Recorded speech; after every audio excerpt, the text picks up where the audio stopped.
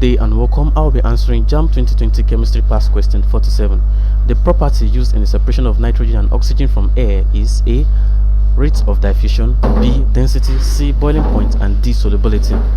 Now, nitrogen and oxygen, like we know, nitrogen and oxygen are basic components of air.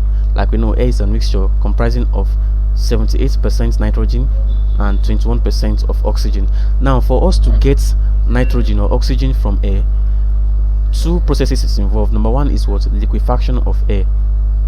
Air has to be liquefied, like remember, liquefaction of air. Then the next is by fractional distillation. Now, after air has been liquefied, it has to undergo what we call fractional distillation. Now, this is because nitrogen and oxygen, which are the components of air, has different boiling points. Now, based on their difference in boiling points, when they undergo fractional distillation using a distillation column and a thermometer, each of these nitrogen and oxygen would distill out at their various corresponding temperature. Now, nitrogen would distill out first, leaving oxygen, which then distill out.